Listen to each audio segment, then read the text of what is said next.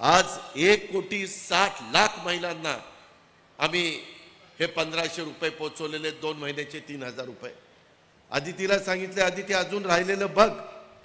मला आदितीने सांगितलं की दादा मी विचारत होतो, महिला मला राखी बांधत होत्या त्या, माय माऊली तुला मिळाले का, तुझ्या अकाउंटला पैसे आले का?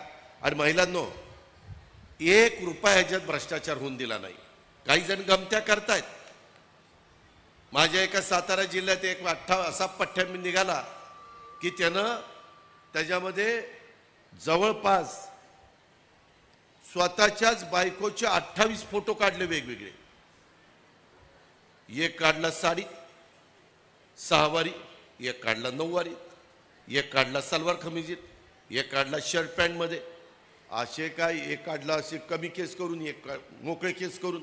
आता काय काय काढायचं म्हणल्यावर काय, आणि पठ्ठ्याने 28 त्रिक एवढे पैसे त्याच्या बायकोच्या अकाउंटला गेले। त्या मला कॉम्प्युटरमध्ये कळलं चुकीचं करायचं नाही। चुकीचं जर कोणी केलं तर त्याला मग जेलची हवा खावी लागेल त्या पुरुषाला। मग चक्की पिसिंग अँड पिसिंग अँड पिसिंग। मग दादा चुकलं, दादा जाऊ द्या, दादा चुकलं नाही। हे गरिबा करताय, गरिबाला लाभ मिळाला पाहिजे, प्रत्येकाला एकदा ते मिळणार आणि ह्याच्यात डायरेक्ट तुमच्या अकाउंटला जाणार आहे। ह्याच्यात आदिती मार्फत, अजित पवार मार्फत नाही।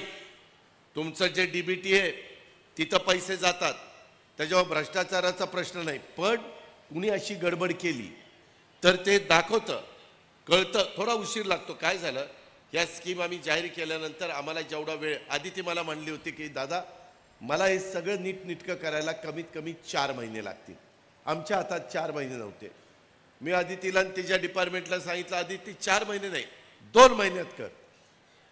दिवसभर काम करायच्या ऐवजी रात्रंदिवस टीम बसव, आणि त्याच्यामुळं थोडंसं कुठं काही राहिलं असेल, कुठली नवी योजना आणली, घरात पण तुम्ही नवीन काही करायचं ठरवलं तर कुठंतरी 19-20 होतं, कमी जास्त होतं, आम्ही दुरुस्त करू। जसा अनुभव येतोय तसा आम्ही त्याच्यामध्ये दुरुस्त्या करतो, काळजी करू नका। आज काही महिला म्हणल्या, माय माऊली म्हणल्या आम्हाला अजून आले नाही, येतील। आम्ही ते 30 सप्टेंबर पर्यंत मुदत केली। काय ग 30 सप्टेंबर पर्यंत मुदत केली। 2.5 लाखाच्या आतमध्ये उत्पन्न असणाऱ्यांनी त्या ठिकाणी फॉर्म भरा। हे सगळं तुमचा तो अधिकार आहे। तुम्हाला आम्हाला सुरक्षित पण ठेवायचं आहे।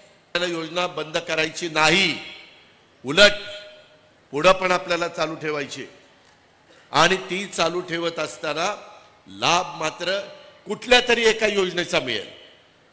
मगाशी संजय गांधी निराधारचा उल्लेख, स्वर्गीय अंतोले साहेबांनी दिलेली योजना, एक निराधार लोकांना आधार देणारी, ती जर 1,500 रुपये मिळत असतील तर ही योजना मिळणार नाही।